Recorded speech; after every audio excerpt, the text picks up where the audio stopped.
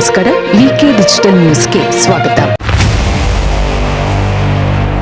ಎಲ್ಲ ವೀಕ್ಷಕರಿಗೆ ನಮಸ್ಕಾರ. ವಿಕೆ ಡಿಜಿಟಲ್ ನ್ಯೂಸ್ಗೆ ಸ್ವಾಗತ. ನಾನು ಸಂಧ್ಯಾ. ಏರ್ಪೋರ್ಟ್ನಲ್ಲಿ 3.12 ಕೋಟಿ ರು ಮೌಲ್ಯದ ಚಿನ್ನ ಮಾದಕ ವಸ್ತು ವಶಕ್ಕೆ ಪಡೆದ ಪೊಲೀಸರು. ಕೆಂಪೇಗೌಡ ಏರ್ಪೋರ್ಟ್ನಲ್ಲಿ 1.37 ಕೋಟಿ ರು ಮೌಲ್ಯದ ಚಿನ್ನ ಮಾದಕ ವಸ್ತು ವಶಕ್ಕೆ ಪಡೆಯಲಾಗಿದೆ.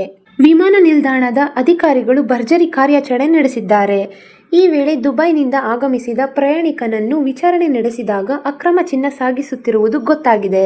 4 ಕ್ಯಾಪ್ಸೂಲ್ಗಳಲ್ಲಿ 1.37 ಕೋಟಿ ರೂಪಾಯಿ ಮೌಲ್ಯದ 899.50 ಗ್ರಾಂ 24 ಕ್ಯಾರೆಟ್ ಚಿನ್ನವನ್ನು ಜಪ್ತಿ ಮಾಡಿಕೊಂಡಿದ್ದಾರೆ. ಇನ್ನು ಪ್ರತ್ಯೇಕ ಪ್ರಕರಣದಲ್ಲಿ ಬ್ಯಾಂಕಾಕ್ನಿಂದ ಬೆಂಗಳೂರಿಗೆ ಆಗಮಿಸಿದ್ದ ಪ್ರಯಾಣಿಕನ ಬಳಿ 1.75 ಕೋಟಿ ರು ಮೌಲ್ಯದ ಗಾಂಜಾ ವಶಪಡಿಸಿಕೊಂಡಿದ್ದಾರೆ. ಸದ್ಯ NDPS ಕಾಯ್ದೆಯಡಿ ಪ್ರಯಾಣಿಕನ ವಿರುದ್ಧ ಪ್ರಕರಣ ದಾಖಲಾಗಿದೆ.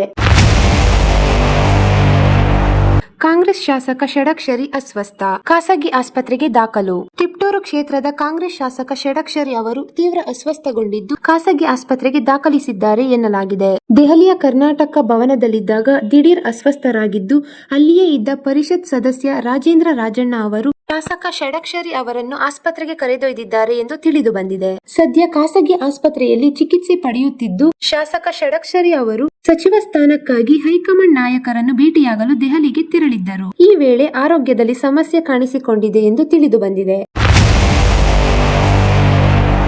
ಇದು ಈವರೆಗಿನ ಸುದ್ದಿಗಳು. ಮತ್ತಷ್ಟು ಸುದ್ದಿಗಳಿಗಾಗಿ ನೋಡ್ತಾ ಇರಿ ವಿಕೆ ಡಿಜಿಟಲ್ ನ್ಯೂಸ್.